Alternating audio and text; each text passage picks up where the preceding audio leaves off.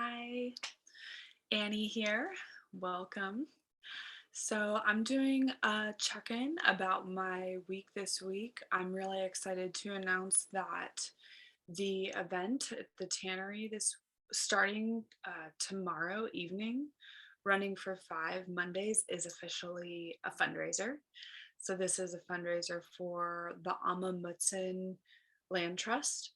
Um, they recently were able to buy a house, and I believe that this money, they've requested it to go to this house because they want to be able to support folks from their nation to be able to have more housing.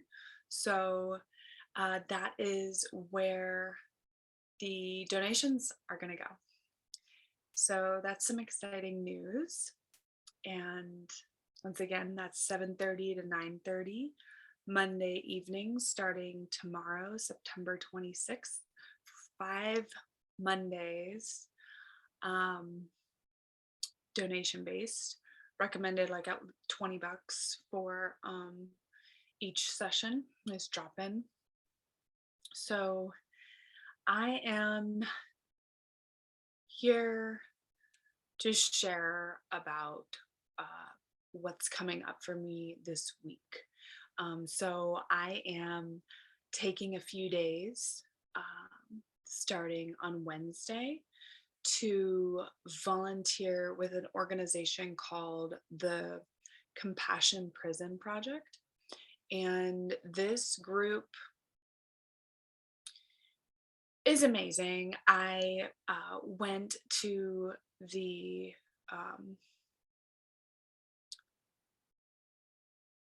sorry, I'm forgetting the name of the prison. It's in Couchilla. I went to Couchilla prison. It's Valley State Prison last year with the same group. So that's how I was introduced. But basically, with the trauma work I do, uh, educating myself, wanting to, um, just share and support those who are surviving the prison industrial complex. And so the Compassion Prison Project is an organization that helps educate folks about the intergenerational cycles of trauma and about how trauma gets stuck in our bodies.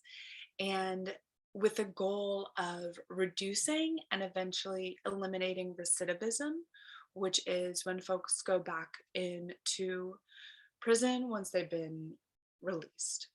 So we go into the prisons and we connect with the folks who are there about trauma and obviously couched in a culture of white supremacy, of which the entire police force and prison industrial complex is founded on.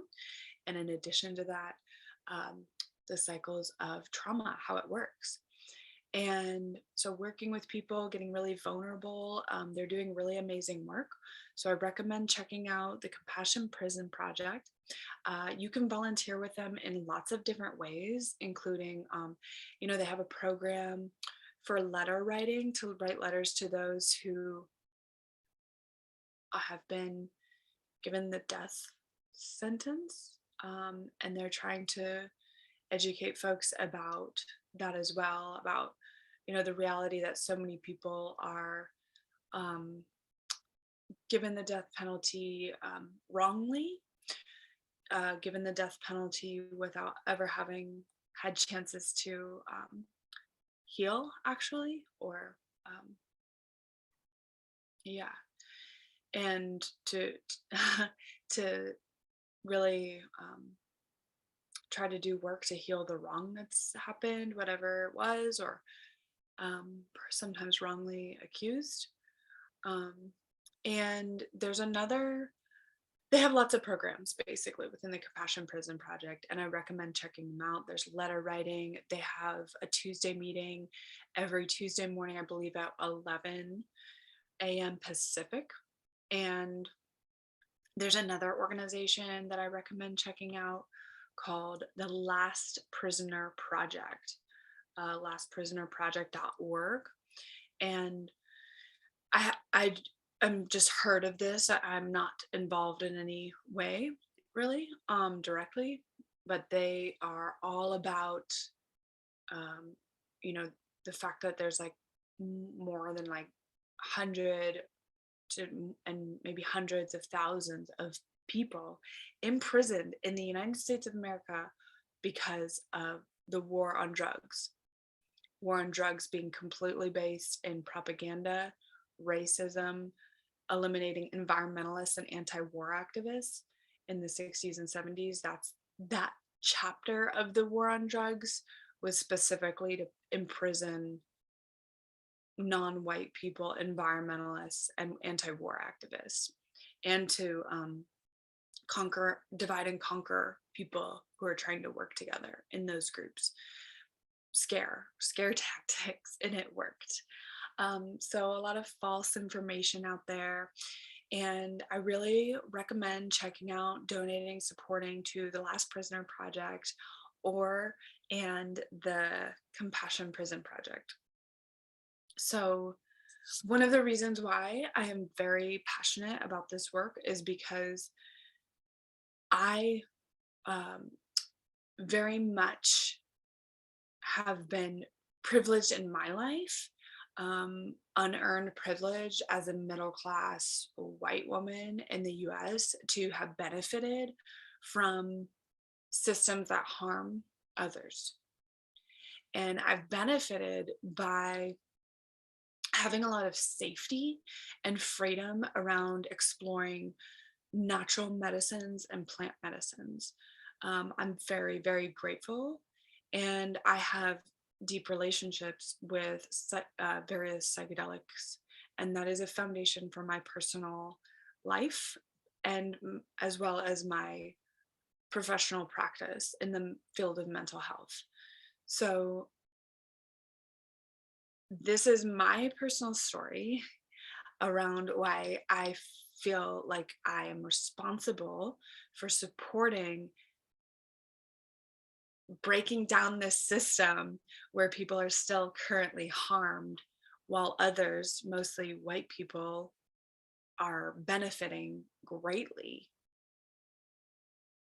by the decriminalization of psychedelics, benefiting people have access to the therapy as well as all this money going to research and all this money going into biotech and to be able to like have these precise synthetic medicines, which all of that is great. And there are still people who's who are imprisoned, whose lives have been taken away, and who are separated from their families. And the ripple effects from the war on drugs will be seen for unfortunately way longer the more we continue to not bring this up. So when I say not bring this up, I mean when I'm reading in Men's Health and in all the like, it's very much uh, public information and out there. And now that Michael Pollan has the show and the book, that it's just public around all this research and beautiful, positive information about psychedelics, which is very good. And it is, in my opinion, wrong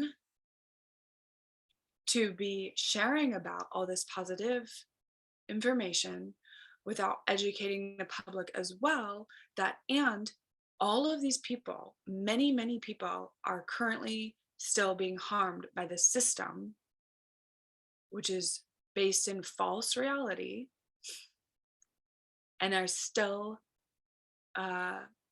imprisoned. It's just wrong.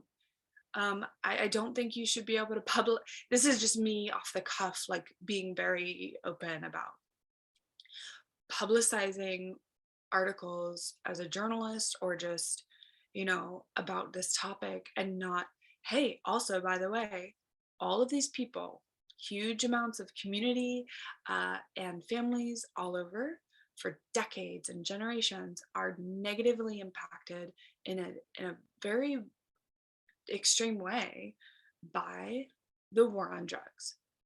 So I just want to put that out there because it's really important for people to know if you don't already know, and to keep in mind, especially if you're supporting a certain organization. Like, is this awareness, is this education being brought to the table, at least just to be, not just as a like a virtue signaling sort of thing, but like, what are we doing? And so, in my little way, and not just once again to virtue signal, but like, I'm taking days off of work to in order to go into prisons to just be an empathetic person and connect with folks who aren't allowed to connect with their families because of non-violent substance related crimes.